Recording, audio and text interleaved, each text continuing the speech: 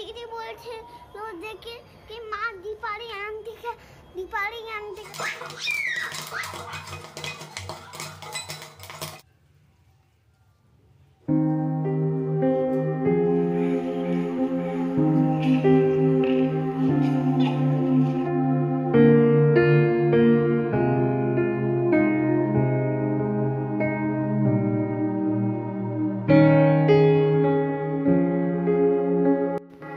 সারাদিন কাজকর্মের শেষে এতটা পরিমাণে খিদে পায়, তখন যদি যা খায় সেটাই না অমৃত বলে মনে হয়, তাই না?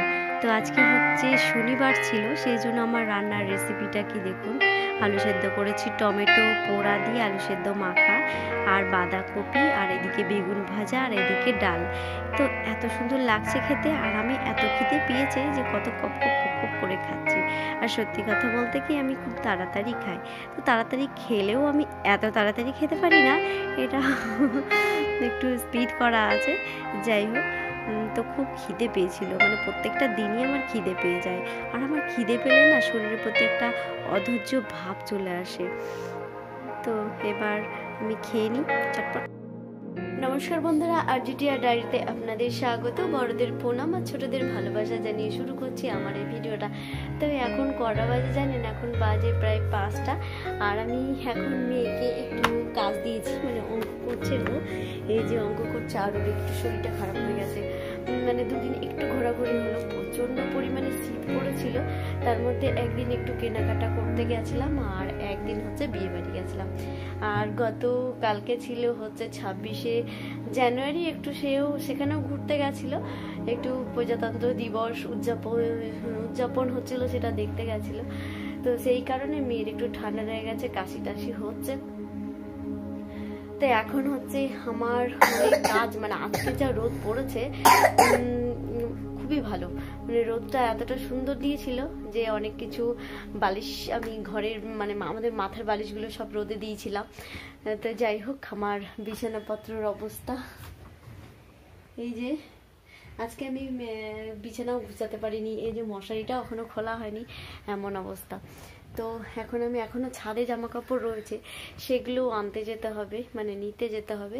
আর মেয়েকে একটু কাজ দিয়েছি, ও তো দম পাচ্ছে না, নিঃশ্বাস পাচ্ছে না, এমন একটা অবস্থা। তো যাই হোক, ও অঙ্কটা করে নিই। করতে চাইছে না, অনেকদিন পরীক্ষার পরে অনেক দিনই ওকে অঙ্কটা করানো হয়নি। এবং বাংলাটা একটু শেখাচ্ছিলাম, কারণ ও এখন অক্ষর শেখার পর শব্দগুলোকে নিজের থেকে পড়তে হবে, সেই কারণে। আর পড়ার চাপ সেরকম নেই, ঠান্ডার জন্য আমিও সেরকম দিচ্ছি না, তো আস্তে আস্তে দিতে হবে।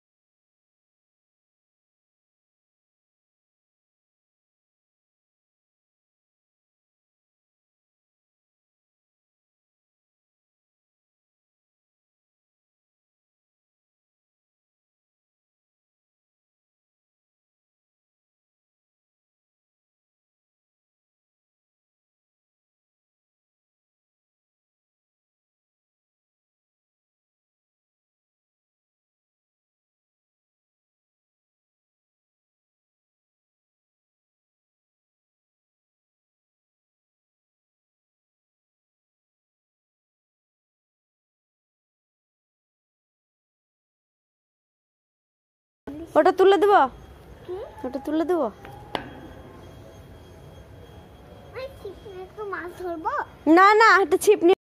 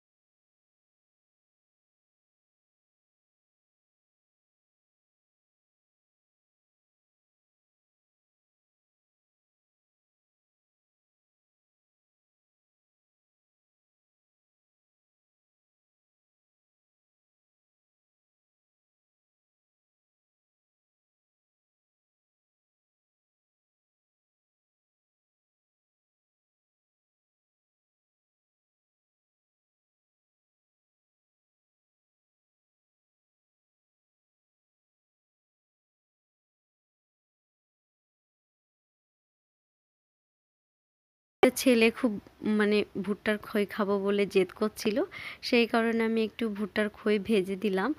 আর হচ্ছে কি একটু ওকে দিলাম বাটিতে করে, আর একটু হচ্ছে আমি এই কৌটোতে করে রেখে দিলাম।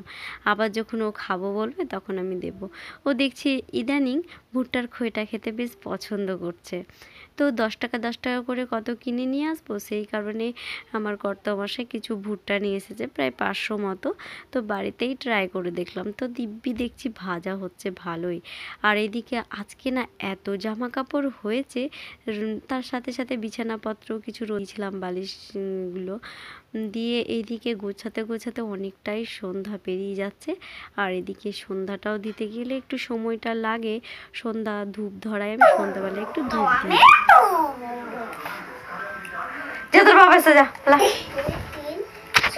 আর এই ছেলে সমানে দুষ্টুমি করে যায়, আমি যা করব তাতেই দুষ্টুমি করে যায়, সমানে পেছু পেছু থাকবে আর দুষ্টুমি করে যায়। তো যাই হোক, এবার আমি ওকে বললাম যে কি একটু দুধটা গরম করে দাও তো। আর জামা কাপড় গোছাতে অনেকটাই সময় চলে যাচ্ছিল, এখনও আমার কমপ্লিট হয়নি, সেই কারণে ওকে বললাম দুধটা একটু গরম করে দাও। ও দুধটা গরম করে তুলে দিল, তারপর ওদের দুধটা আবার আমাকেই খাইয়ে দিতে হলো। কোনো রকমে হুবুথুবু করে যে বিছানাপত্রগুলো গুছিয়ে নিয়েছি কোনো রকমে। তারপরে কিছুটা এখনও বাকি রয়েছে, ওদেরকে খাইয়ে নেব দুধটা, তারপরে আবার তখন যেটুকু বাকি আছে করব, তারপর রাতে যেটুকু রান্না বান্না সেগুলো করতে হবে জাস্ট। তো যাই হোক, এবার এই যে বালিশে কভার ঢোকানো এতটা টাফ না কি বলবো, কিন্তু মেয়েদের কাজগুলো ঘরের কাজ তো দেখে মনে হয় খুব সহজ। কি সত্যি কি খুব সহজ বলুন তো আপনারা? খুবই সহজে হয়ে যায় না? আসলে আমরা কি বলুন তো প্রত্যেক দিন কন্টিনিউ মানে প্রতিনিয়ত প্রত্যেকটা দিন একই কাজ করি বলে আমাদের কাছে সহজ মনে হয়, কিন্তু এই যে বালিশে কভার ঢোকানো থেকে শুরু করে মানে জুতো সেলাই থেকে চণ্ডীপাঠ প্রত্যেকটা জিনিসই করতে হয়। তো এগুলো বেশ কষ্টকরই আছে, সময় সময় আমি তাই ভাবি। তো এখানে এই বালিশের কভারটা ঢোকাতে অনেকটা সময় লাগে। যাই হোক, তো আমার বালিশের কভার কোনো রকমে ঢোকানো হলো, মানে খুলতে যতটা না সময় লাগে ঢোকাতে একটু বেশি লাগে। আর বালিশগুলো একটু রোদে দিয়েছি আর একটু ফুলে ফুলে গেছে, সেই জন্য মানে কভারটাও পরিষ্কার করা হলো আর বালিশগুলো একটু ফুলে ফুলে গেল, ওরাও সচেতন হয়ে গেল আগের থেকে। যাই হোক, আর এদিকে মেয়েকে পড়তে বসিয়েছিলাম, ও দুধ খেতে গেছে। আর আমার মেয়েটা না এত লেজি কি বলবো, মানে কবে যে ওকে এত বোঝানো হয়, কবে যে একটু চটর পটর হবে আমি বুঝে উঠতে পারছি না। এক এক সময় নিজেকেই পাগল পাগল মনে হয় যে আমি ঠিকঠাক মেয়েটাকে বুঝাতে পারছি না, এরকম মনে হয়। অনেকে বলে যে ওকে নিজে নিজে কাজ করতে দিতে, তো টুকটাক যেগুলো করার সেগুলো বলি করতে, টুকটাক করে, কিন্তু একটা কথা না অনেক কবার বলতে হয় তারপরে সে শোনে। মানে তো বন্ধুরা, আজকের ভিডিওটা আমি এই বালিশের সঙ্গেই শেষ করছি, মানে বালিশ গোছানোর পর্ব দিয়েই। তো তোমরা যে যেখানে থেকো ভালো থেকো, সুস্থ থেকো, আর প্লিজ আমার পাশে থেকো। টাটা।